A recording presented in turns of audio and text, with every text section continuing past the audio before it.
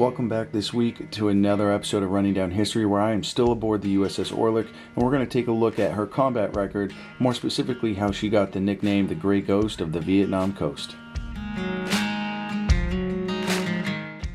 Roger, hey, I got two unknowns moving along this berm that's over here to our right side. I can't see what they got going on, but they're acting kind of funny.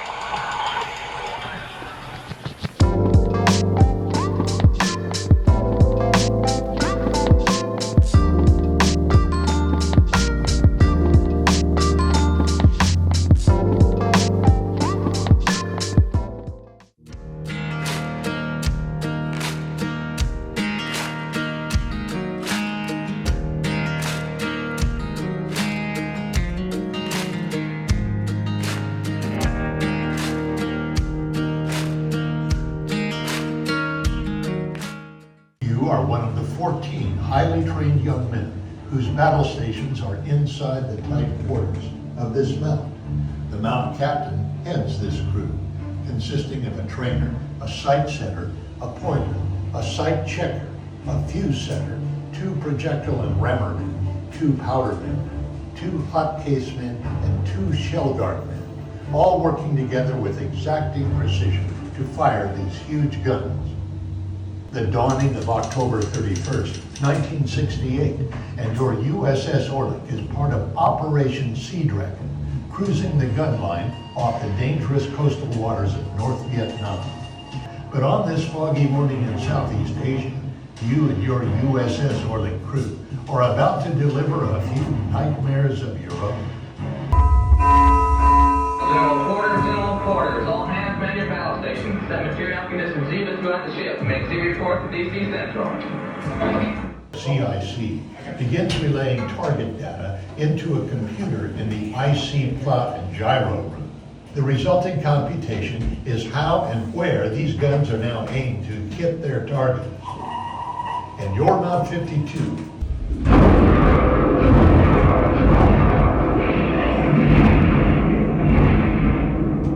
at 0644 hours, your big guns grow silent. All of this has taken place in a matter of minutes. But over its service in the Vietnam War, our USS Orleck will fire more than 11,000 rounds, earning it the nickname Gray Ghost of the Vietnam Coast, netting an astonishing 14 battle stars throughout the war. So this here, believe it or not, is a 900-pound helicopter drone that is specifically designed to drop torpedoes on ships out to 22 miles away. And it was an unmanned 900-pound drone to carry torpedoes. It's crazy that we were thinking of drone warfare as early as the 60s, but over 700 of these drones were built, but only less than 20 are in existence today. Now, what type of torpedo did the helicopter drone carry? Well, they carried this, the Mark 44. It's a 30-knot, 1-speed active acoustic homing torpedo, and it had a seawater battery and an electric motor for propulsion. And it had an operational depth of either 50 to 1,000 feet. So all in all, pretty impressive for the mid to late 60s. There you have it. There's your ASROC. Missiles become firing right out of there. ASROC launcher carried up to 8 rockets and attacked submarine targets up to 5 miles out. Now, I've talked previously about what an ASROC launcher was, and so you can click back on an episode before this one on the Orleck, where I really kind of dig deep into what an ASROC is. This is essentially the control station for how they would control those missiles.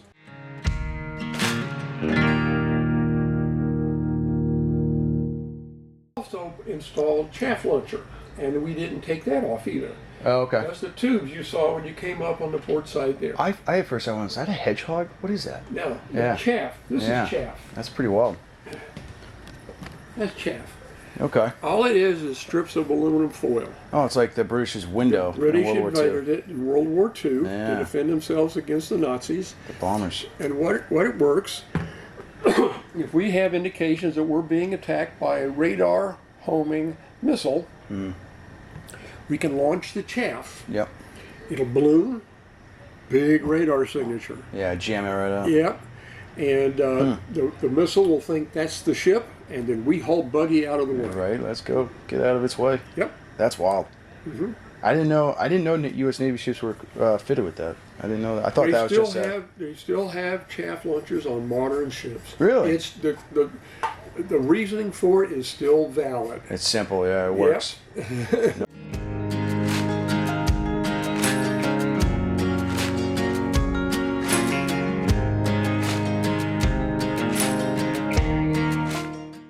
Of data to record. That's incredible. Well, we have a status board keeper. When we're underway, we have somebody, that's his job. Yeah. You know, so That's it's the wild. officer of the deck, and the junior officer of the deck, and the captain, if he happened to be up here, or the XO, or the navigator, or anybody else up there, we can look up there and get a snapshot picture of what's going on outside the ship. Yep. DC carrier, we've seen this before. Course 350. For the helm. Bridge combat. Shower, toilet, sink. 1,200 yards. Looks like he's got a couch, not so much of a rack, but he's got a couch. Better than nothing. To port, new course 310, speed 12 knots. The contact appears to be heading outbound. That was close. Looks like he has decided to increase the distance between us as he's changed his course to open range. I guess he realized this was a game nobody was going to win. Secure from general quarters. Maintain battle condition 1AS. You just experienced a small sample of the many tense situations that occur regularly.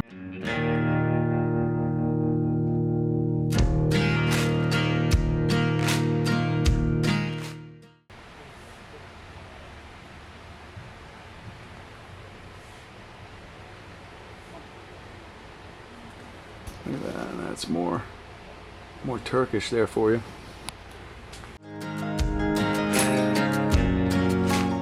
Now, I hope you enjoyed this episode of Running Down History. Make sure you hit that subscribe button, give the episode a thumbs up, and comment down below what you thought, what type of history you'd like to see on the channel. And I will see you all next week at the same time, same day, same channel.